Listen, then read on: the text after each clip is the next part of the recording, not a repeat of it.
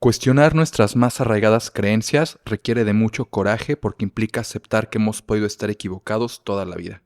David Fishman.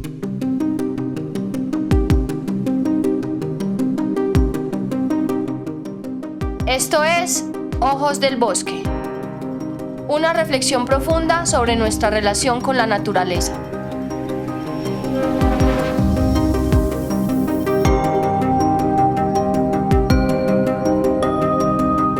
La naturaleza nos observa.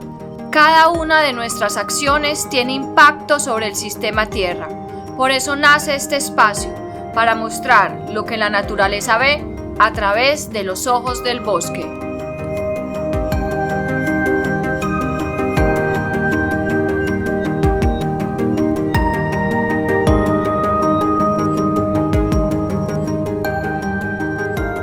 Hola, bienvenidos de nuevo a Ojos del Bosque, en el ocaso de los tiempos, o también, Juli, como le llaman, el podcast del fin del mundo, así nos están apodando. No sabemos si para bien o para mal. En todo caso, estamos de nuevo desde la Universidad Nacional Autónoma de México con dos grandes amigos del Instituto de Geografía y del Instituto de Investigaciones Sociales de la UNAM, quienes amablemente aceptaron nuestra invitación a hablar con ellos de un tema fantástico que nos parece muy pertinente. Ambos son especialistas en turismo, son doctores ambos de la universidad, doctores en geografía, ustedes dos son geógrafos. Y el tema que manejan o en el tema en el que más investigan es turismo y animales. Entonces, pues, Juli, bienvenida. Muchas gracias. Bienvenida Juli, bienvenido a Álvaro, bienvenido Jafet. Lo que primero quisiéramos hacer es que cada uno de ustedes se presente, simplemente nos cuentas un poquito de ti mismo y después de eso arrancamos. Bueno, pues gracias. Yo soy Jafet Quintero Venegas, soy geógrafo de los 3 niveles, licenciatura, maestría y doctorado. Yo estoy aquí en el Instituto de Investigaciones Sociales con la línea de espacio social, trabajando particularmente cuestiones actualmente de bioética y turismo. Pues he estado militando en el antiespecismo ya más de 10 años, ¿no? De hecho, pues por eso trabajo estos temas. Busqué la manera de incorporar mis temas de interés personal con los temas académicos. Doy clases en el Colegio de Geografía, en la licenciatura en Geografía, doy Geografía y Ética y temas selectos de Biogeografía, que particularmente la última materia es Geografía de los Animales. También doy clases en Desarrollo y Gestión Interculturales. Y pues, como comentaba, tengo un proyecto actual sobre bioética y turismo y transformaciones espaciales, particularmente en los pueblos mágicos. Hola, ¿qué tal? Pues muchísimas gracias, antes que nada, por la invitación a Juan Camilo, a Juliana, por habernos considerado en este programa. Y pues mi formación también, como ustedes lo comentaron, es de geógrafo desde la licenciatura. Hice estudios de maestría en geografía y luego el doctorado en geografía. Digo que hice estudios de maestría porque en aquel entonces era posible continuar el doctorado sin haber hecho una tesis de maestría. Pero bueno, de todas maneras he continuado mi formación y luego, posterior a esto, hice un postdoctorado en la Universidad de Waterloo en Canadá sobre cuestiones de medio ambiente. Pero lo cierto es que mi trayectoria ha estado muy ligada a los estudios de geografía del turismo.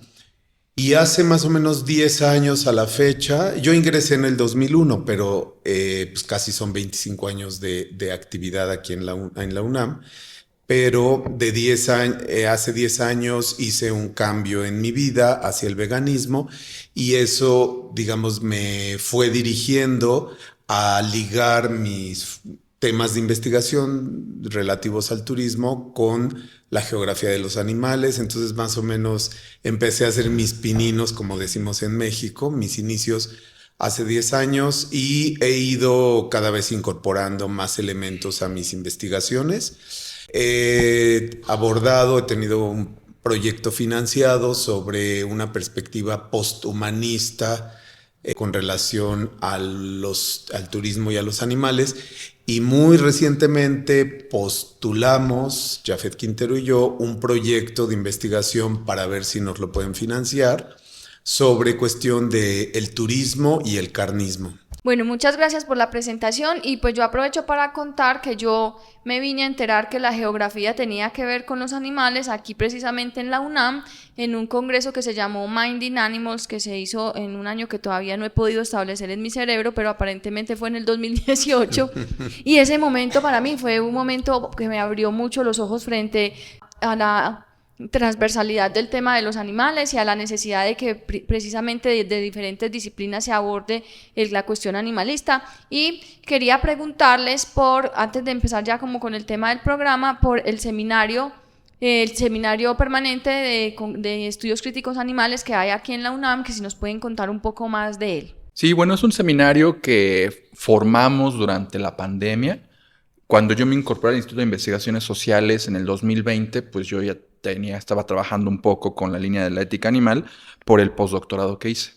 Entonces me acuerdo que hablamos Álvaro y yo para tratar de incorporar a las personas que trabajaban en el tema de los animales de una perspectiva crítica en la universidad, pues porque nuestro interés hizo que fuéramos conociendo poco a poco a los y las académicas que han trabajado esto. La doctora Leticia Flores Farfán, el doctor Gustavo Ortiz Millán, la doctora Beatriz Banda Cantón y la doctora Ángeles Cancino. Y, bueno, por supuesto nosotros dos, y buscamos la manera de aglutinarnos aglutinarnos para darle visibilidad a estos temas, ¿no? Y pues realmente lo que ha surgido de esto, como la joya de la corona, pues es el Congreso de Estudios Críticos Animales que organizamos. Llevamos 2 ediciones, cada 2 años. Yo he participado en las 2. No es por nada, pero yo he participado en las 2. Bueno, entonces, a propósito de todo lo que estamos hablando, el programa de hoy lo vamos a dedicar a hablar de turismo y animales. Y yo sé que ustedes dos ya han publicado varios libros sobre este tema. Me gustaría que nos contaran primero cómo se llaman los libros, dónde se puede conseguir, para que ahora sí profundicemos como en ese tema del turismo y los animales. Sí, en efecto hemos derivado de los proyectos que hemos tenido, pues hemos publicado por lo menos 2 libros en los que yo he estado involucrado. Uno fue para la editorial de Pasos, fue un libro sobre cuestión de turismos y animales desde una perspectiva posthumanista. Y luego publicamos un libro con la editorial CABI International, CABI, sobre cuestiones de animales, patrimonio y turismo. Entonces, pues han sido proyectos muy interesantes y lo cierto es que la perspectiva de reflexión, de análisis, pues se ha dado sin duda alguna a partir de nuestra posibilidad de integrar los estudios, que es el posthumanismo en ese momento, ¿no? Desde una perspectiva posthumanista, pero también con una perspectiva antiespecista y zocentrista, ¿no? O sea, 3 elementos importantes. Si quieren, brevemente comento que cuando nos referimos a posthumanismo, estamos hablando de un paradigma nuevo, un paradigma ascendente, en donde por fin nos cuestionamos los seres humanos si somos el centro de lo importante a atender en este planeta. Y en este cuestionamiento obviamente pasamos de ese humanismo donde nos creemos superiores, nos sentimos, pensamos que somos superiores, hacemos un tránsito a imaginar la posibilidad y a tratar de construir esa posibilidad de que estamos al mismo nivel que el resto de entes de este planeta. Pero la pregunta sería, ¿el resto de entes de este planeta merecen la misma consideración que los seres humanos? Y la respuesta es no. Quienes principalmente merecen el mismo nivel de consideración son aquellos seres sintientes y que básicamente son los animales. Entonces, eso significa que plantas y otros elementos del planeta no debieran tener nuestra consideración. Claro que no. Las plantas y el agua y etcétera, pues el aire, en fin, pues todo es muy importante y hay que cuidarlo de la manera más, pues con el mayor interés posible. Pero aquí, cuando nosotros hablamos de esta relación de equidad, es básicamente con los animales, considerando que el soporte de la vida sintiente pues son plantas y otros elementos del planeta. Por otro lado, cuando nosotros estamos hablando del zoocentrismo, es justamente esa idea, que pues lo relevante aquí es que los animales ocupan esta posición relevante y considerar que los humanos somos tan animales como cualquier otro ser sintiente. Bueno, estos elementos que acabo de narrar obviamente van asociados con el turismo, pensando que el turismo pues es una de las grandes movimientos y dinámicas del ser humano en el planeta, y que entonces este ascenso y este crecimiento brutal que está teniendo el turismo, solo para dar una cifra muy general, 1.400 millones de turistas internacionales fueron registrados ya en este último censo, lo cual es el tamaño casi de una China que se anda moviendo anualmente por el mundo. Eso solo internacional. Entonces, esto va en ascenso, y las implicaciones que tiene el turismo, digamos, en las dinámicas globales, pues son fundamentales. Y es lo que nos interesa desentrañar, porque poco de esto se está estudiando a nivel global.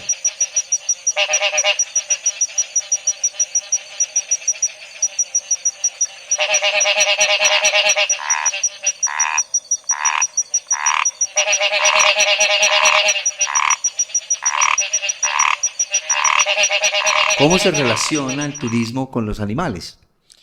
Bueno, el turismo es una práctica que mercantiliza cualquier cosa.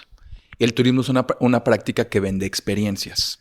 Bajo la idea de querer salir de la cotidianidad del día al día, los y las turistas pues buscan consumir esas experiencias pues para vivir cosas extraordinarias, ¿no? Por lo tanto, pues hay que reflexionar que muchos de los turistas provienen de espacios urbanos que llegan a otros espacios y lo que quieren es eso, o sea, estar experimentando prácticas, cumpliendo deseos, y puedo seguir. Por lo tanto, los animales, el contacto con los animales para el turismo, pues es un negocio redondo. O sea, los turistas buscan el contacto con ese animal que no pueden ver en la ciudad, o que se han generado una serie de imaginarios en torno a esas especies.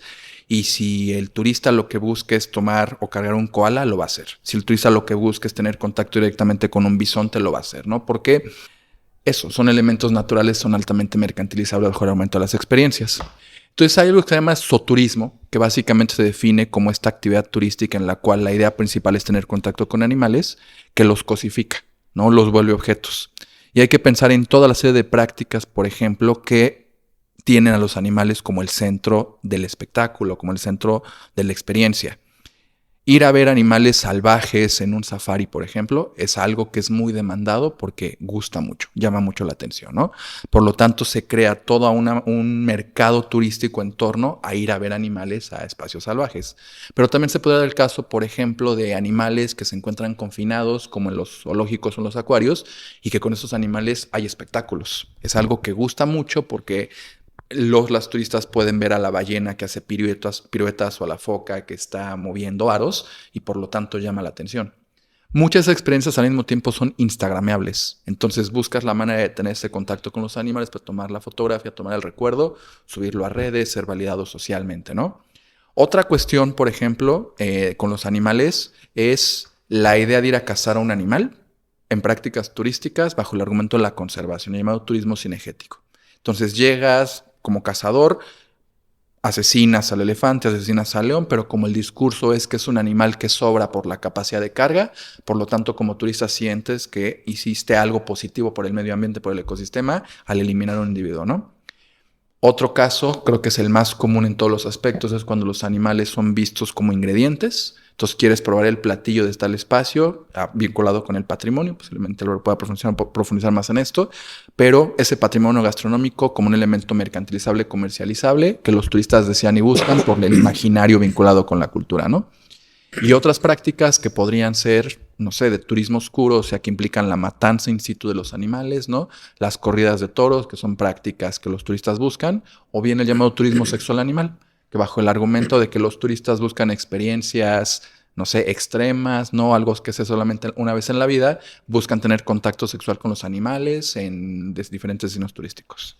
Yo creo que sería muy interesante que pudiéramos ahondar por todo ese tipo de turismo que nosotros también leíamos, pues, o alcanzábamos a ojear en el libro, y es, por ejemplo, empezar a tratar cada uno de ese tipo de turismo. Por ejemplo, el que mencionabas, el turismo de conservación de los animales, que se presenta muchas veces en esos safaris o de otras maneras, inclusive cuando, por ejemplo, bueno, igual muchas veces se combinan como los tipos, pero hablemos un poquito de ese, principalmente, pues en este momento, de conservación de los animales y turismo. Pues puede ser digamos, de varias formas, o bien aquel turismo en donde los animales están en un estado, digamos, libre o eventualmente silvestre o casi silvestre, hasta animales que se presume que están en un estado de conservación, pero que están confinados, ¿no? Entonces, por ejemplo, aquellos que se encuentran en un estado relativamente salvaje, silvestre, por ejemplo, como los grandes parques nacionales a nivel global, muy particularmente en el caso de África, pero desde luego en muchos otros lugares en donde aparentemente se crea la idea de que en estos sitios los animales están muy felices, muy contentos, deambulando por diferentes lugares, etcétera, y que la presencia del ser humano pues realmente no irrumpe en su entorno. Pero pues lo cierto es que esto no es así. O sea, lo cierto es que si tenemos que imaginar cómo se dan estas dinámicas turísticas en estos parques nacionales.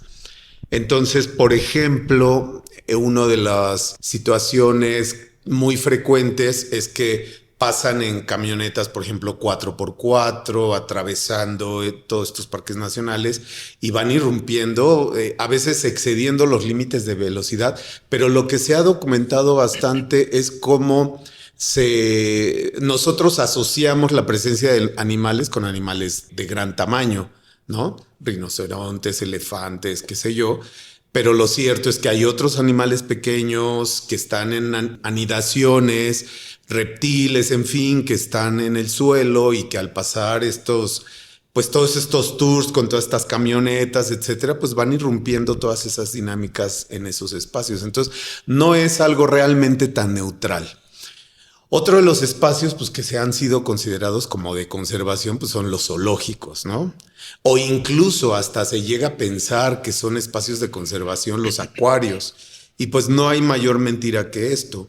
Hay un autor, Frost, que tiene un libro justamente sobre zoológicos, y él hizo un estudio muy a nivel global sobre el estado de los zoológicos en el mundo, y básicamente determinó que un porcentaje muy bajo de estos zoológicos, menos del 20%, eventualmente cumplían la función de conservación y evitar que los animales o ciertas especies pasaran de una fase de riesgo a una fase de mejor estado de conservación de estas especies. Pero lo cierto es que esto no se cumplió y que en realidad los zoológicos más bien tienen una función mercantil comercial. O sea, sirven para que los niños, niñas, adultos, pues vayan, se burlen de los animales o hagan mofa de que te pareces al orangután o pareces chango, ya viste, ella se comporta como como aquel. O sea, un poco en descrédito de los animales, en burla, en juego, de manera lúdica, y que se argumenta que los turistas pues acuden a estos lugares con la finalidad de aprender sobre estas especies, sus orígenes, su desarrollo, y que eso nos va a hacer ser más, digamos, conscientes de nuestro medio ambiente, pero nada más falso que eso. Se convierte en un ámbito lúdico, de diversión, de burla, sin que verdaderamente haya un compromiso por conocer cada una de esas especies, en fin. Entonces, esta idea de la conservación es algo muy problemático. Ahora, si en un momento dado las personas desean aproximarse a estos espacios para tener experiencias turísticas, tenemos que ser conscientes cada una de las prácticas que vamos a hacer. Por ejemplo, como esto, u otro de los casos, ir a montarte a los elefantes en Tailandia, ¿no? Tenemos que tener conciencia que para que eso se pueda llevar a cabo, antes hay que condicionar a los animales con pullas, con ganchos, desde bebés, para que se acondicionen a que no deben de reaccionar violentos cuando una persona se monta en ellos. Pero ¿por qué una persona se tendría que montar en ellos? Hay algunas prácticas un poco menos agresivas, como aproximarse a ellos para darles de comida, en fin. Pero la mayoría de las prácticas, aunque eventualmente parecieran muy inocuas, muy neutrales, lo cierto es que son prácticas detrás de las cuales hay mucha violencia. Yo sobre eso quería comentar, por ejemplo, algo que ocurre en Colombia, y es que la gente va al Amazonas. Hay una isla que se llama la isla de los micos, y no sé si ya han escuchado hablar de ella. Entonces, bajo el argumento precisamente que estabas diciendo, la gente dice, no, pero están libres, ¿cierto? Ellos están libres y ellos vienen a comer de tu mano porque quieren. Pero la realidad es que hay un condicionamiento de esos animales para que atiendan ahí. A la gente le encanta ponerse la guacamaya en el hombro, cargar la boa, coger los miquitos y alimentarlos en la mano, pero primero que todo uno también tiene que pensar quién está ganando de esto, ¿cierto? ¿Quién es el que está sacando de esto una tajada? Porque los animales, pues, y una de las cosas que uno siempre dice es, si usted puede tocar el animal, ahí no hay ningún tipo de respeto, pues, ¿cierto? Y todo lo que estás diciendo, pues, ni siquiera lo hay que tocarlo, porque si le pasa el carro por encima al nido, pues de una vez está haciendo algo. Pero ese tema de, por ejemplo, de los micos, a mí me parece terrible, porque la gente lo valida mucho y dice, no, pero ahí no se le hace nada, pero no hay ningún tipo de explotación, y a mí sí, igual me sigue pareciendo muy problemático. Sí, la isla de los micos, estuvimos ahí hace muchos años. Y es incluso más perverso de lo que pues, se puede ver, ¿no? Porque lo que ha sucedido es que está en un escenario seminatural en medio del Amazonas. Los micos vienen a esa isla, pero hubo una transformación del ecosistema para favorecer el turismo, ¿no? Esto yo me enteré en pandemia justamente por reportajes. Y la situación es que se eliminaron todas las plantas que tenían frutos de la isla, pero se mantuvo la vegetación, digamos, original. Solamente lo que se removió fueron plantas que daban frutos, de forma tal que los micos están sometidos a recibir alimento por parte de los turistas. Entonces, ¿qué pasó? O sea, que los micos están desesperados por recibir el alimento, y la única hora del día que comen pues, son los plátanos que consumen los turistas, que es una obligación. Por eso se suben por todos lados, ¿no? Y esto yo me enteré en la pandemia porque vi un reportaje en el cual había una tremenda mortandad de los micos en la isla, porque como no había turistas, no podían comer y por lo tanto estaban buscando la manera de escapar, y ahí quedaron muchos de ellos. A mí me gustaría también al respecto comentar que una de las prácticas muy recurrentes, por ejemplo, en el Amazonas, es cuando llegan los turistas, bajan de la lancha, ¿no? Y están las poblaciones indígenas o de alguna manera performativamente las poblaciones indígenas esperando a que lleguen los turistas con los osos perezosos en los brazos, y por el número de personas que bajan a la isla, más o menos estamos hablando que cada 3 minutos un oso perezoso pasa de unos brazos a los otros, a los otros, a los otros. Durante el día, durante momentos, sabemos que los osos perezosos pues duermen mucho, descansan mucho, son muy lentos en sus movimientos, y esta manera en cómo van pasando de manos en manos, pues es una situación muy agresiva para ellos. Por supuesto, todo está muy, en términos del turismo, manejamos este concepto que es cutificados, la cutificación, la lindización, porque son seres carismáticos que se ven bonitos, tiernos, que no gritan, ¿no? Pero que están pasando en estas manos de manera agresiva. Tomemos en cuenta que como turistas normalmente llevamos bloqueadores solares, ¿no? O llevamos perfumes o repelentes, exacto, que para los cuales quizá nuestra sensibilidad tiene un espectro quizá mayor a esos olores, diferente que puede tener para los animales, que resultan ser mucho más sensibles en algunos casos y en ciertos sentidos. Entonces, el hecho de que estos animales estén en contacto con estas cremas, con estos aromas, etcétera, pues sin duda alguna les afecta mucho.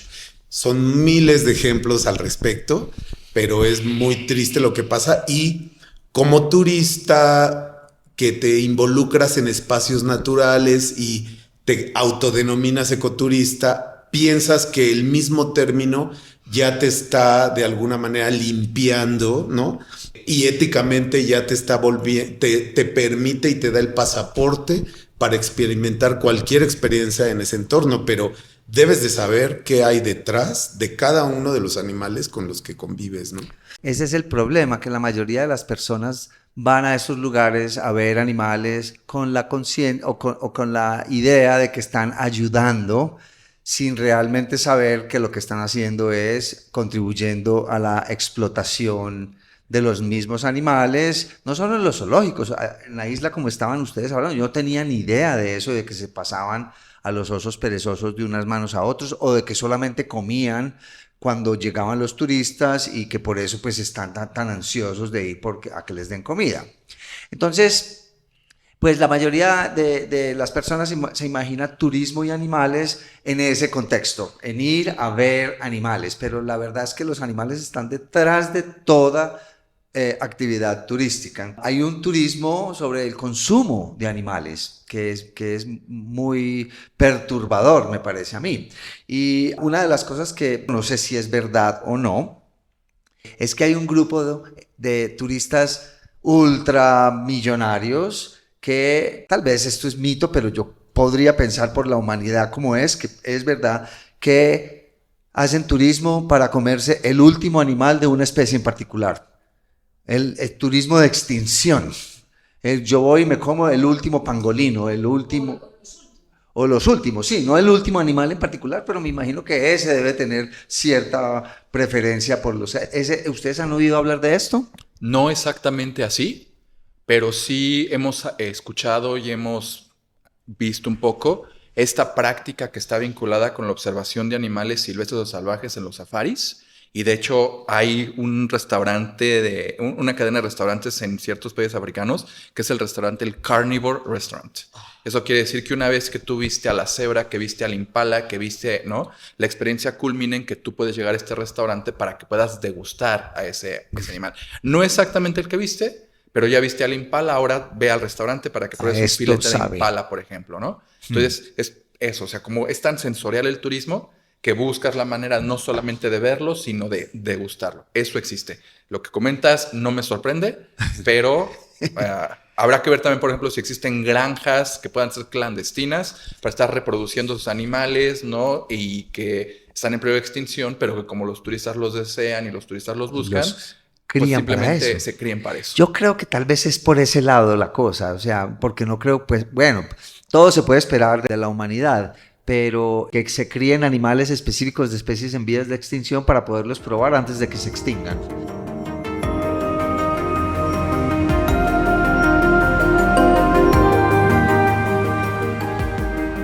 Ojos del Bosque, con Juan Camilo Jaramillo y Juliana Barberi.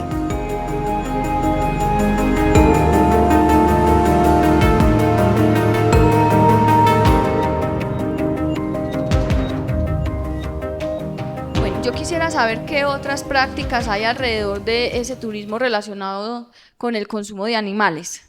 Miren, en una ocasión estuvimos en un congreso, no de estudios críticos animales, sino de animales en general. Esto fue en Finlandia y hubo quien habló de una práctica muy sostenible y amorosa con los animales, particularmente con los animales de granja. Entonces, la experiencia consistía en que los turistas llegaban a una granja, alimentabas a tu vaca, por ejemplo, alimentabas a tu borrego, qué sé yo, lo acariciabas, en fin, y luego ya al final, pues era una vaca contenta, un borrego contento que vivía para que lo sacrificaras y pudieras comer. Entonces, es sumamente choqueante, ¿no? Contradictorio. Siquiera no cuestionarte si al ir a acariciar esa vaca, ese borrego, pudieras identificar que igualmente tiene esa sensibilidad que eventualmente nosotros también tenemos, y si pudiera quebrantarte un poco tu deseo de alimentarte de carne, por ejemplo, ¿no? Entonces, es una forma de turismo que me parece muy impresionante en ese sentido. Pero, por ejemplo, otras que a todas luces resultan, pues digamos, éticamente incorrectas, es la manera en cómo se crían tortugas en las Islas Caimán, por ejemplo. Entonces se tienen estos grandes estanques con una cantidad inmensa de tortugas, entre las que se puede generar canibalismo porque están pues muy cercanas entre sí, encerradas, en fin, y en donde pues tú tienes la experiencia pues simplemente de llegar y decir yo quiero esta, yo quiero aquella, pero no sabes toda su vida, cómo se desarrolla en medio de esos estanques. Igual un tanto como la práctica de ve y pesca tu trucha y ve y pesca y o ve y caza tu animal y pues ahí te lo preparamos. Ni siquiera implica la caza al aire libre, ¿no? Sino en sitios confinados. Aunque eso no significa que la caza al aire libre sea una caza ética. La caza ha sido una práctica histórica del ser humano a través de la cual ha sobrevivido en diferentes momentos de la historia. Y bueno, ahí no me quiero meter a ese punto, pero al punto que sí me quiero meter es ¿por qué necesitamos una caza de alimentación de orden lúdico? Porque la cacería denominada deportiva, que no encuentro dónde está el deporte de ese tipo de cacería, pues básicamente implica pues acosar a los animales por sus entornos hasta el momento de matarles. Y teóricamente se cazan aquellos animales adultos, no jóvenes, más bien masculinos, más machos que hembras, etcétera. Pero eso realmente no ha demostrado que ese tipo de prácticas eventualmente mejoren las condiciones de las especies en peligro de extinción, más bien al contrario. Más bien bajo la etiqueta de este tipo de turismo que fomenta, que evita la cacería furtiva, se fomenta esta cacería pseudo permitida y organizada desde luego, no pseudo, permitida y organizada, pero pseudo ecológica, ¿no? Que supuestamente va a hacer que la gente proteja determinadas especies y va a evitar que entren cazadores furtivos. Pero esto no es cierto, esto está muy demostrado también. No sé, como ejemplos muy generales. Yo tengo también otro. El primer artículo que trabajamos, Álvaro y yo, hace unos cuantos años, fue sobre un caso en concreto de un platillo en México que es el cabrito. El turismo va de la mano con ciertos discursos para que eso legitime el consumo de ciertos recursos o se legitimen ciertas prácticas, ¿no? Entonces aquí en México tenemos, algunos dirán que esto es para bien, otros dirán que es para mal, el respaldo de la gastronomía mexicana como parte del Patrimonio Mundial de la Humanidad de la UNESCO desde hace unos cuantos años, ¿no? Por lo tanto, pues en la mente de los y las turistas está la búsqueda de consumir comida mexicana, pues porque es patrimonio. Entonces, ¿quién le va a decir que no algo es patrimonial? Pero al mismo tiempo, vinculado con la idea del patrimonio, encontramos a partir de un concepto que trabaja la doctora Ilia Alvarado, que es el de sinécdoque turística, que hay ciertos platillos que representan, digamos, el significado o el sentido del viaje. Y el cabrito es uno de ellos. Una sinécdoque es cuando una experiencia turística en concreto se vuelve la experiencia total del viaje, ¿no? Por lo tanto, hay ciertos platillos como el cabrito que corresponde con Monterrey que te dicen, si no consumiste cabrito, no fuiste a Monterrey, ¿no? Entonces el cabrito, que es una cría de cabra de 40 días, es asesinada de la manera más cruel posible, incluso se vincula con la masculina. Entonces la gente que va a Monterrey busca de antemano consumir cabrito, ¿no? Sería bueno que dijeras cómo se le asesina a esos bebés cabra. Bueno, hay videos en YouTube para ver los tutoriales de esto, pero básicamente... ¿Tutoriales? Sí, tutoriales de No mate al cabrito de la forma... Uy, no. Sí. Entonces al cabrito básicamente se le cuelga de las extremidades traseras, se le da un navajazo en la garganta y el cabrito se empieza a desangrar poco a poco hasta que muere, ¿no? Es un bebé. Es un bebé, exactamente. Sí. Lo El degollan. asunto es que se desangre para que la carne quede como la calidad que se requiere para que salga la mayor cantidad de sangre. O sea que esto toma un tiempo para que la por muerte supuesto. suceda y es dolorosa además porque pues es muy perversa esa manera de pensar en la comida, ¿no? Sí. E incluso, no sé, haciendo el artículo, nos dimos cuenta que hay un elemento de masculinidad muy fuerte frente al consumo del cabrito, ¿no? Porque aquellos particularmente hombres que dicen que no comen cabrito porque los matan muy feo, que es el argumento que vimos, son tachados de ser, no sé, poco hombres, ¿no? Homosexuales, una cosa bien inusitada porque no estás demostrando la hombría. Y si eso se le vincula con el hecho de que pues, hay una masculinidad muy enfocada a la cuestión del dominio de la naturaleza en el norte de México, pues va de la mano, ¿no? Una cosa que también nos dimos cuenta es que se vende como patrimonio de Monterrey, pero que la gente de Monterrey no come cabrito de forma cotidiana porque es muy caro. Entonces, preguntándoles, por ejemplo, cuándo comenzaba cabrito, lo habían consumido el año pasado, hace 3 años, en la graduación, pero no es del día al día. Y sin embargo, se ha manejado la idea que es patrimonio, pues porque eso está vinculado particularmente para que los y las turistas lo consuman. Y yo me devuelvo al asesinato del cabrito. Ay, no, qué cosa tan aterradora. ¿Lo asesina el mismo turista? No. Ay. No. Antes, en el restaurante máximo, digamos, paradigmático donde se consume cabrito, los cabritos bebés estaban exhibidos ahí para que tú llegaras y dijeras, me gusta este preparado. Me gusta este. ¿Sí? Ay, Eso se prohibió, no. que porque es muy agresivo para los niños y las niñas, ¿no? Uh-huh. Y por lo tanto, eso ya se hace, digamos, tras las bambalinas, ¿no? Ya no está el cabrito ahí presente. Pero no, quienes lo asesinan particularmente son los dueños de los cabritos. Y hay un mercado en Monterrey en el cual puedes comprar el cabrito y que te pueden decir ahora mismo el vendedor si lo quieres vivo o lo quieres muerto, y en ese instante se da la práctica. Horrible lo que nos estás contando, qué cosa tan horrible. Y eso sucede en todas las partes del mundo, con todos los animales seguramente. Eso pues es clarísimo. ¿Dónde reside la principal, voy a usar la palabra culpa, o responsabilidad tal vez sea la mejor palabra, ¿dónde reside la responsabilidad de que estas barbaridades sucedan? ¿Está más centrada en la oferta turística, o sea, en los operadores turísticos, o son los turistas mismos demandando estas cosas, o es una cosa compartida?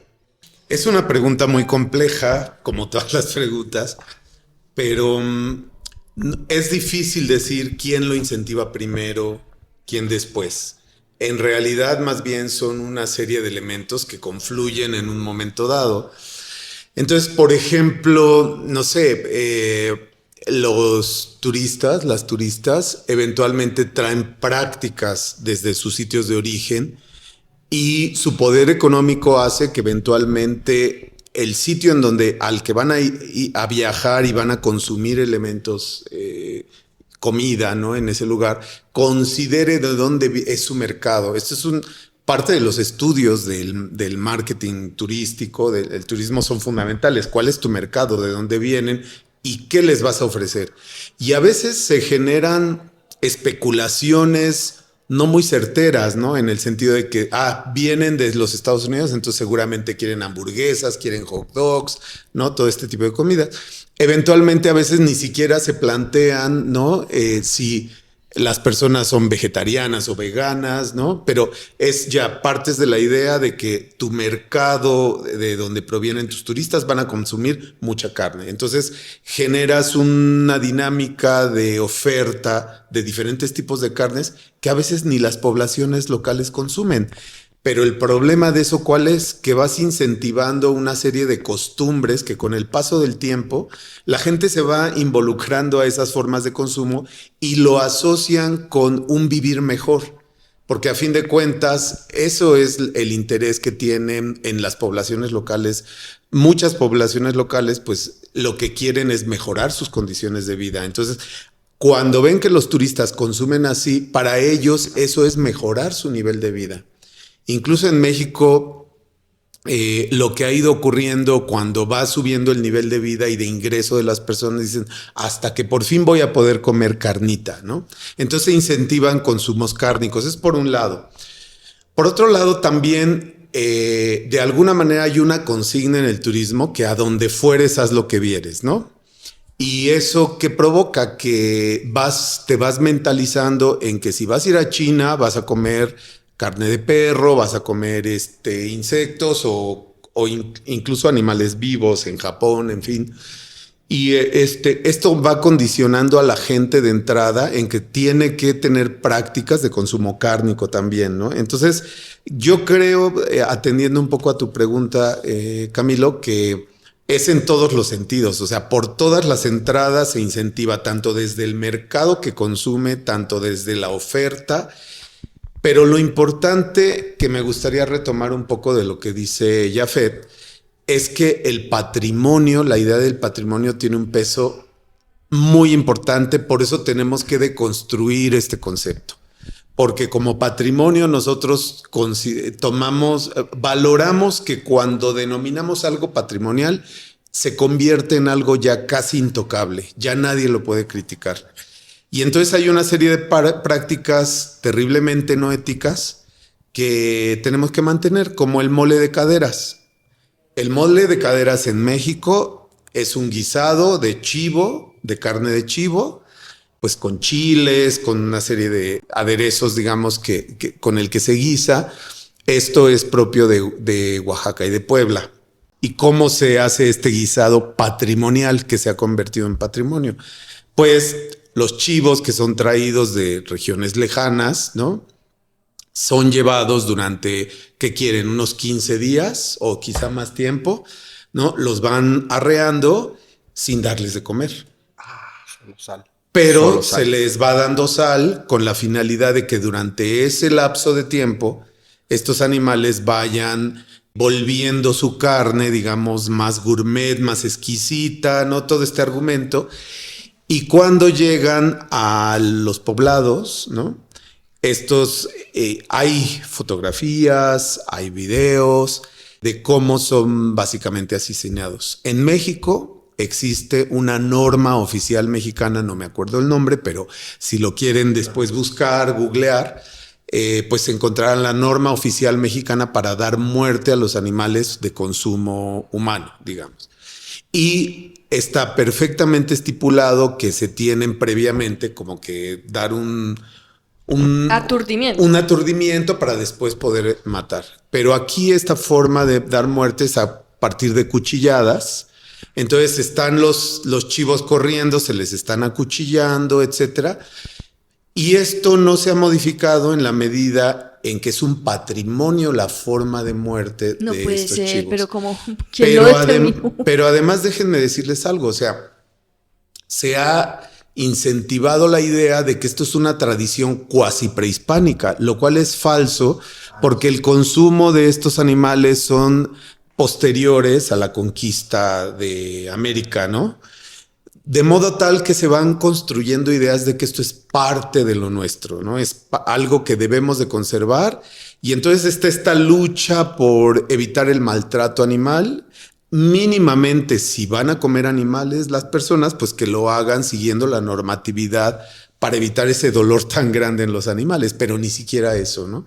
Y esto se ha convertido en un fenómeno turístico muy importante porque se difunde en el marketing turístico como una de las prácticas tradicionales del consumo del chivo en el sur de México. El Festival de la Matanza le llaman ¿sí? al evento. Ni siquiera son tímidos con el nombre que le ponen, ¿no? Festival de la Matanza.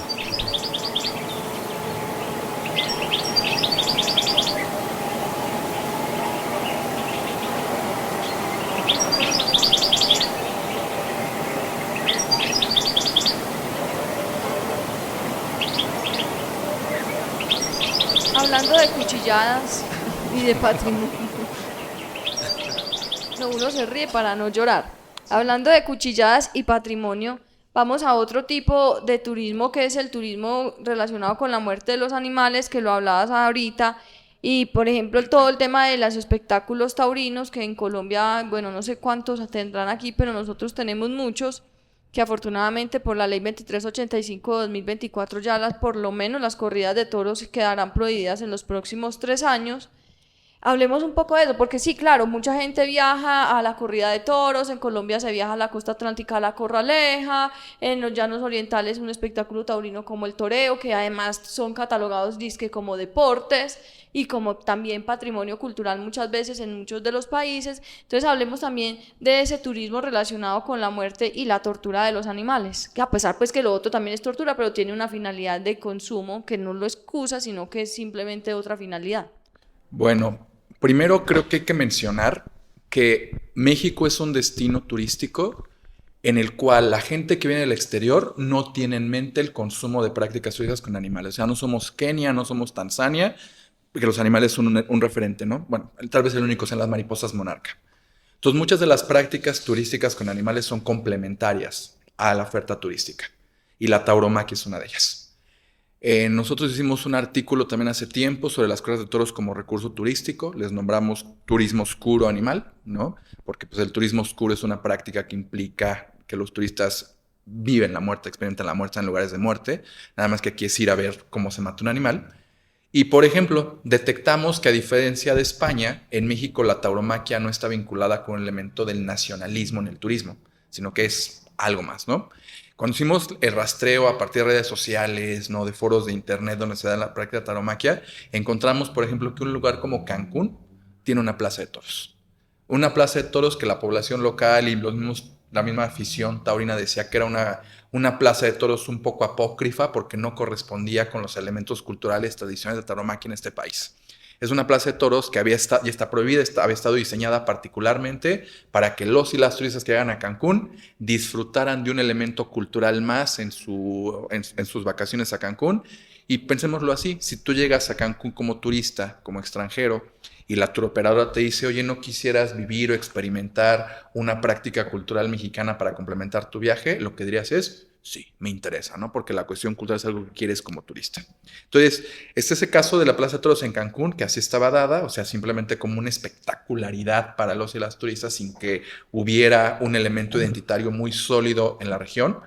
Pero, pues aquí en la Ciudad de México está la monumental Plaza de Toros México, ¿no? Una plaza de toros que en el mundo taurino es el centro. Aquí se culmina, digamos, la trayectoria de los grandes toreros. Si toreas en la Plaza de Toros México es haberte ganado la gloria del mundo y por lo tanto la Ciudad de México recibía mucho turismo nacional e internacional con la finalidad simplemente de ver una corrida de toros. Lo que estoy notando por lo que nos están contando es que el turismo que mercantiliza cualquier cosa, también hace uso de la artificialidad para simple y llanamente crear productos que no existían, y en esto los animales continúan o se buscan nuevas víctimas que no existían. Ahora simple y llanamente porque a un operador turístico se le ocurrió que era bueno que hubiera una plaza de toros en un lugar donde nunca la hubo o lo que fuera. Esto se debe a la naturaleza meramente y mundanamente capitalista del turismo. Eso es parte de es porque es un producto. Sí, pensemos que, claro, lo voy a hipersintetizar, no se angustien, pero pensemos que, digamos, yo dedico toda una sesión para poder solamente definir qué es turismo, ¿no? Porque tiene muchas implicaciones, pero en el fondo estamos hablando de una actividad secundaria del ser humano que se está convirtiendo en primaria. Las actividades primarias, pues, es comer, tener algo que vestir y un techo en el que vivir. Más allá de eso, todo implica realmente un extra que el ser humano se va dando como actividades secundarias. Y el turismo es una de ellas, es el lujo que nos damos además del bienestar que podemos tener en el lugar que vivimos, es viajar a otro lugar que no es el de nuestra vida cotidiana, con la finalidad solo recreativa de deleite. Pero obviamente, ayer incluso en la plática que nos daba Leonardo Garavito, él hablaba justamente de que hay una diferencia entre viajeros y turistas, tratando de establecer esta diferencia que si hay mayor conciencia a dónde vas, cuál es, si eres consciente más o menos del impacto que generas, cómo puedes reducir tu impacto, porque pues pensemos que un turista, por el hecho de no vivir ahí, se le tienen que otorgar una serie de satisfactores y está buscando diversión, está buscando deleites, para eso viajó. Esa es su finalidad realmente. Y en medio de esos deleites, sin duda alguna, los animales estén presentes de una u otra manera. Entonces el turismo es un consumidor brutal de toda la serie de experiencias y objetos y satisfactores posibles. Y los animales están ahí presentes de mil formas. Simplemente pensemos, un turista come por lo menos 3 veces al día. No se va a privar de comer solo porque va a llegar a África, y en África la mayoría de muchas poblaciones no tienen acceso a alimentos en la cantidad requerida, etc. Pero el turista no se va a privar de eso. Entonces, el hecho de que un turista coma abundantemente, aunque las poblaciones locales no lo hagan 3 veces al día, implica que van a comer básicamente en su gran mayoría alimentos derivados de animales, y ahí también está metido el hecho del maltrato hacia los animales no humanos de 1000 formas. En comida es eso, pero en diversión también, pero en transporte también. ¿Cuántos animales en muchas ciudades sirven para transportar maletas, para transportar turistas, para que en el rayo del sol a 40 grados centígrados vayan los caballos tirando de carretas? Son muchos elementos. Y otro de los elementos que a lo mejor alcanzamos a abordar ahora es de qué manera los animales son vistos como amenazas, posibilidades de enfermarse, en fin. Y otro elemento más, los animales de qué manera están involucrados cuando son nuestros animales de compañía, ¿no? En fin.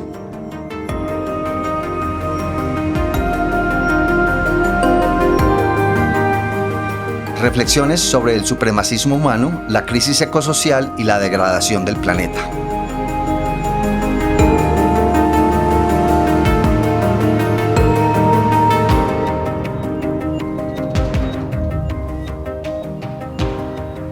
Jafet, me acabo de enterar por ti mismo que hay una práctica en Asia, tú nos dirás exactamente cuál es el país culpable o la región culpable, que se llama Ikizukuri.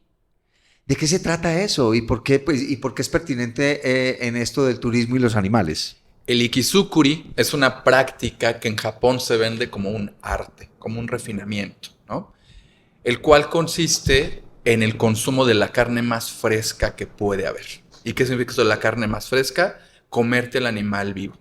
Pero no es lo mismo en el sentido de lo que implica por el tamaño el que tomes un insecto y todo te lo comas y tienes que seguir, ¿no? A, por ejemplo, filetear un pulpo o filetear un calamar o filetear una rana, ¿no?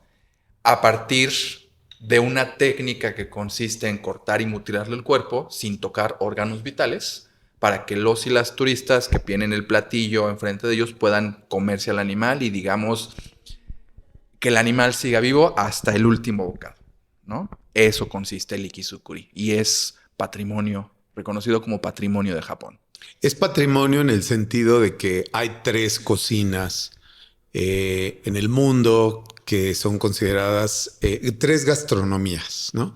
Consideradas patrimonio de la humanidad, que es la francesa, que es la japonesa, que es la mexicana, por lo menos en el momento que lo revisamos nosotros, ¿no? Y entonces, obviamente, todo tipo de platillos que están inmersos en esas cocinas, pues evidentemente son muy cuidados y protegidos por prácticas tradicionales ancestrales, en fin.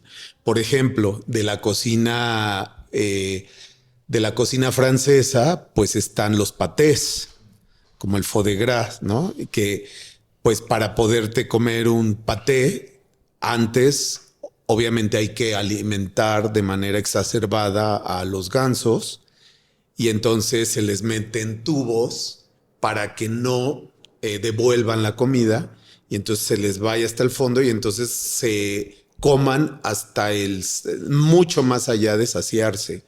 Y entonces esto ¿qué hace? Pues que hipertrofia sus hígados y entonces mientras más grandes sean los hígados, más paté se generará. Esto ya se prohibió en Estados Unidos porque era una práctica que se tenía en Estados Unidos y en Inglaterra está prohibido ya.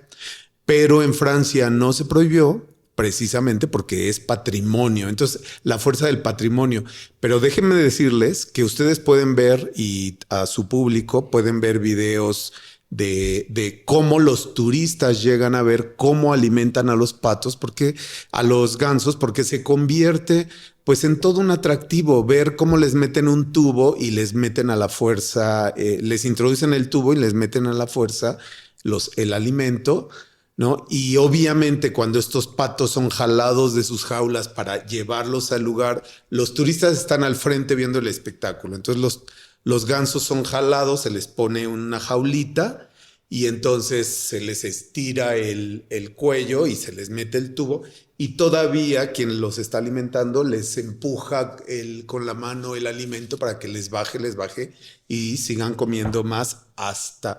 Yo no sé si alguna vez alguien ha comido en su vida mucho más de lo que le permite su cuerpo comer, pero si alguien lo ha hecho sabrá lo que eventualmente puede sentir otro animal de ser alimentado de esa manera, ¿no? Yo Ikizukuri pensé que yo ya había oído todo lo horrible que le pasa a los animales, hasta que escuché esto. Estoy que me vomito y pensando, ¿qué voy a hacer? Acabo de recordar una película en la cual alguien se estaba comiendo el cerebro de un mono mientras estaba vivo. Es una de esas películas de Indiana Jones. Creo que sí, creo que fue la segunda en la que le sirven a la gringa rubia que estaba con Indiana Jones en un lugar en la India o en alguna parte y les sirven una comida y es básicamente unos monos vivos y les cortan el cráneo y se comen el cerebro mientras está vivo el mono. Esto es una forma de Ikizukuri. Podría ser. Qué cosa tan... ¿Y será verdad? No sé, pero no me sorprendería, como dijo Jafet ahora. Yo quiero hacer una pregunta sobre este tema del patrimonio. ¿Quién determina? ¿Y acaso no puede haber exclusiones frente a esas declaraciones de patrimonio? ¿Por qué estas cosas? También me cuestiona saber cómo una cosa que simplemente le llamamos patrimonio cultural va por encima o está por encima de la vida de los animales. Sí, intervengo rápidamente para que también Jafet pueda comentar al respecto. Aquí sí me gustaría dar el crédito a una, bueno, no sé sus orígenes, si sea antropóloga, socióloga, Guadalupe Jiménez Esquinas, española, entiendo del sur de España, en donde ella tiene un texto que se llama Despatriarcalizar el patrimonio. Porque antes de que hablemos del patrimonio como concepto y su significado, deberíamos de identificar su raíz, ¿no? Patrimonio pues significa patriarcado y patriarcado significa nombrar aquello que se considera valioso, pero desde la visión hipermasculinizada normalmente. El patrimonio viene desde qué se puede heredar físicamente.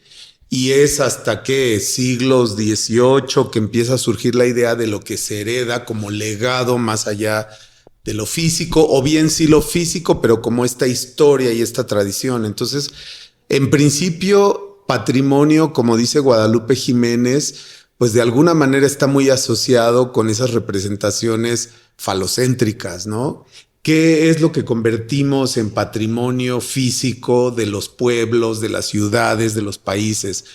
Las iglesias, los edificios civiles, los monumentos, etcétera, que todos ellos son edificaciones, las chimeneas de las fábricas, todos estos hitos que han significado el control masculino y la representación de ello. Obviamente el patrimonio ha tenido una evolución hacia legados de otro tipo, pero quien determina qué son los patrimonios, qué es lo que hay que conservar predominantemente en el mundo, pues se da a partir también de quienes tienen el control y el poder de lo que significa la cultura, la civilización, etcétera, y qué es lo que hay que conservar.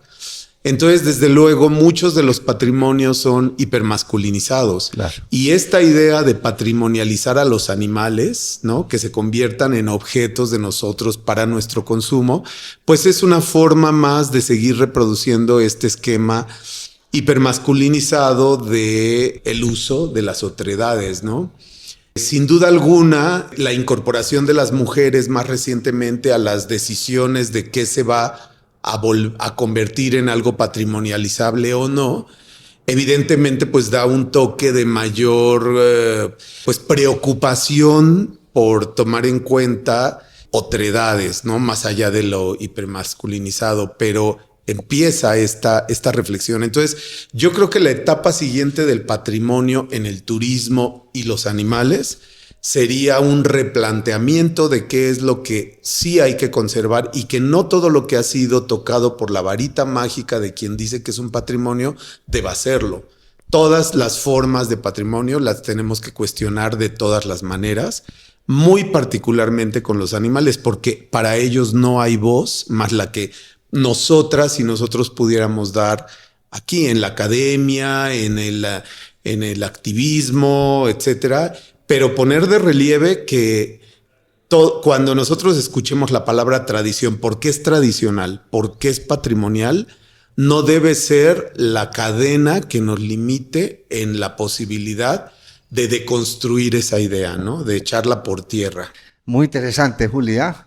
Todo esto que hemos aprendido y sufrido, porque aquí te veo sufriendo y haciendo caras de disgusto por el Ikizukuri y otras cosas. Por el Festival de la Matanza, ¿cómo me le parece eso? Sí, eso estuvo un poquito difícil de tragar. Bueno, entonces tenía una pregunta desde hacía un rato y era nos habían hablado sobre la cantidad de turistas que viajaban por el mundo anualmente y eran 1.400 millones. Están este año otra vez, ya llegando a los años, como a los niveles prepandémicos, pero ¿se conoce o hay algún tipo de cuantificación de cuántos animales se usan en el turismo? Sí, ahorita mientras platicábamos, abrí una presentación de PowerPoint que a veces uso en mis pláticas, mis conferencias, y la Fundación para el Asesoramiento y Acción en Defensa de los Animales, que está en España, si no mal recuerdo, está en Barcelona esta asociación,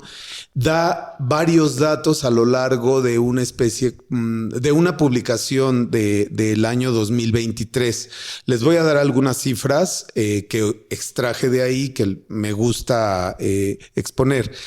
Al menos unos 110 millones de personas en el mundo se involucran anualmente en actividades turísticas que afectan a 500,000 de animales, que entre el 2010 y el 2020 creció en un 70% el porcentaje de elefantes cautivos usados en el turismo, que en Sudáfrica había 350 granjas para la cría de leones en condiciones de explotación, que en la granja de tortugas Caimán criaban 95,000 ejemplares hacinados para consumir su carne, que unos 1,300 caballos, camellos, mulas y burros eran usados diariamente en Petra como medio de transporte, que en la Amazonía peruana los osos perezosos son sostenidos en las manos de un promedio de 5 turistas en un lapso de 10 minutos. Que había 3,600 delfines, orcas y belugas confinados en 336 centros de 56 países obligados a dar espectáculos lúdicos. Solo como algunas cifras. Y claro, yo quisiera agregar, por ejemplo, que muchos de estos animales no se consideran ni siquiera en el conteo. No sé, pensando en la ciudad de Oaxaca, una ciudad patrimonial, tradicional aquí en México, y donde te encuentras en las esquinas las canastas con chapulines para degustar. Y no hay un chapulín, son en cientos o en miles. O sea, muchos de los animales ni siquiera están visibilizados en la explotación en el turismo. Claro, eso sucede mucho en todo lo que tiene que ver con la explotación animal. Hay veces ni siquiera se cuentan los individuos, sino el bulto. Como cuántos peces se consumen, tantas toneladas, ni siquiera se valora el individuo. Obviamente no va a haber unos registros pues específicos de ese tema. Entonces, digamos que podríamos decir tranquilamente que esta cifra es incuantificable o no incuantificable, difícil de cuantificar y no se ha querido siquiera cuantificar porque esto traería a colación la perversidad de los humanos y la perversidad de los humanos para satisfacer su simple y mundana necesidad de divertirse.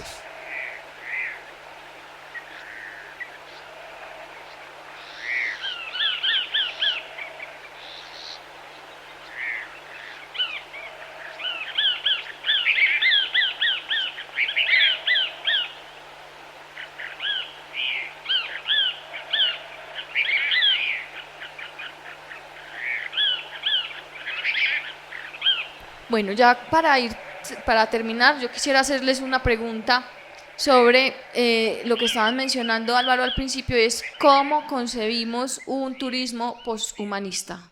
Un turismo posthumanista es un turismo en donde los turistas que van a tomar la decisión de viajar, en caso de que tomaran la decisión de viajar, porque la mejor manera en que pudiéramos ser más respetuosos sería tratando de evitar los viajes, dado que nuestra transportación implica la muerte de animales en colisiones, en aviones, en trenes, en autos, etcétera, etcétera.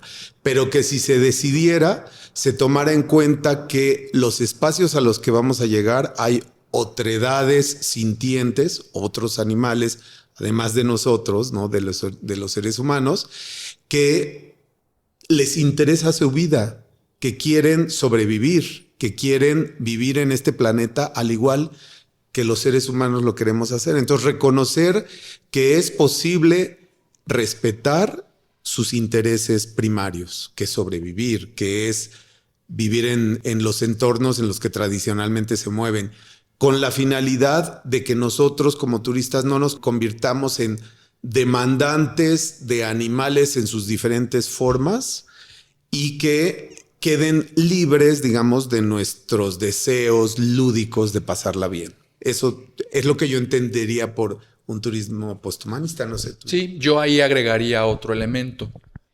Como turistas tenemos que estar conscientes de que somos un grupo privilegiado. O sea, no todo mundo puede viajar. Y que al mismo tiempo, en las dinámicas del turismo, los turistas demandan de más servicios y más recursos, no solamente que la población local, a menudo de lo que tiene el entorno. Y algo, por ejemplo, que uno reconoce cuando eres turista con ese privilegio, pues es que las otras especies, aunque sean salvajes o ferales, la pasan mal. Tú como turista puedes ir, por ejemplo, al santuario de las focas, observar focas, y te das cuenta que están padeciendo porque mamá foca no está, seguramente se la comió un tiburón, la foquita está ahí sufriendo porque... Y tú ves y sabes que sales de ahí y tienes un sándwich, tienes comida para ti, ¿no? Entonces, como turista posthumano, creo que también, retomando planteamientos de Katia Faría, creo que lo que es una obligación es intervenir de forma positiva con los animales para minimizar el sufrimiento en el espacio en el que estás. Y que son cosas que a veces hemos hecho, ¿no? Y que uno se queda pensando, bueno, no le solucioné la vida, pero al menos en este día las cosas cambiaron. Ejemplos de cosas que hemos hecho. En medio del desierto, resulta ser que nosotros llevábamos cereales y llevábamos granolas, ¿no? en nuestra maleta, y empezamos a ver, por ejemplo, que había una colonia de hormigas que estaba saliendo, le estaba pasando mal por la cuestión de la sequía y que metía unas ramitas a sus casitas, ¿no? Pues ¿qué hicieron los turistas posthumanistas e intervencionistas? Pues vamos a darles cereal, vamos a darles granola, y fue interesantísimo cómo rápidamente salió la colonia a expulsar las ramitas desabridas, a meter, por ejemplo, el cereal, ¿no? Es una cosa con dulce, ¿no? O sea, ¿quién piensa en los insectos como agentes o como individuos que sufren, ¿no? Eso lo hemos hecho. O, por ejemplo, el dejar alimento para las aves, en no darle de comer a las ardillas, o ese tipo de cosas que... Como turista, lo que predomina para ti es la abundancia, ¿no? Uh-huh. Al turista nunca le va a faltar el alimento, jamás. Y los otros animales pues, buscan ese alimento, pues es otro tipo de turismo posthumano. El entender, por ejemplo, ese privilegio y ayudar, ¿no? Intervenir para que los otros animales la pasen bien. Qué bueno, Jafet, que vamos a terminar con eso, porque muchas veces a uno lo primero que le dicen es: usted no debe ayudar, no debe darle a nada. Yo fuimos por allí a un lugar y me dijeron: así le pongan ojos tiernos, no le puede dar nada a los animales. Y yo estaba esperando que me saliera el de ojos tiernos a ver qué le iba a dar, pero no me salió ninguno. Porque es que, ¿por qué no podemos ayudar? O sea, los estamos perjudicando de absolutamente todas las formas posibles. ¿Y por qué ayudar es un castigo? ¿Por qué ayudar es algo malo, cierto? ¿Por qué? Ay, que es que los bebederos, ay... Pero es que los animales no son estúpidos. O sea, los animales, usted les da la comida o lo que les pueda dar, el agua, lo que les pueda dar para ayudarlos, ellos lo van a aprovechar, pero no van a decir: ah, no, ya, ese señor va a venir cada 8 días y me va a dar, entonces yo ya me puedo echar en las petacas, como decimos en Colombia, o sea, me puedo dormir en los laureles, o como se dirá, no sé cómo se dirá en México, pero así bueno, pues puedo relajarme y ya. No, los animales aprovechan que tienen esa abundancia en ese momento, y eso no va a hacer que después no vayan a buscar comida. Entonces, ¿por qué diablos tenemos que condenar el hecho de que haya una posibilidad de ayuda? Y eso a mí me parece muy contradictorio, muy triste, y lo hablaba de hecho con Olaya Freiría de Ética Animal en España, que ellos pues tienen como ese programa de ayuda a los animales salvajes, y me parece pues muy interesante porque nos han condenado siempre a no ayudar y que National Geographic no puede ayudar si el animalito quedó siempre es como esa, no ayude, pero sí perjudique, que eso sí está bien. Ya entonces queremos agradecerles mucho por haber asistido a nuestro programa, por haber compartido con nosotros toda esta información terrible y enriquecedora. Le queremos agradecer también al Instituto de Investigaciones Sociales de la UNAM, a ustedes dos, a Yafet y a Álvaro, no solamente por ser invitados en nuestro podcast, sino por ser los mejores anfitriones del mundo, por toda la ayuda. Y a ustedes, queridos oyentes, les recordamos que pueden escucharnos en cualquier plataforma de streaming y que por favor nos dejen sus comentarios, sus preguntas en las cajas de comentarios de cada una de ellas. Profe, ¿va a decir algo más? Nos vemos en el próximo programa, muy seguramente va a ser también desde acá de México. Vamos a quedar 3 meses seguidos aquí. Pero ojalá, exactamente. Los esperamos en el próximo episodio de Ojos del Bosque para abordar temas que la sociedad quiere aplazar, pero la naturaleza no.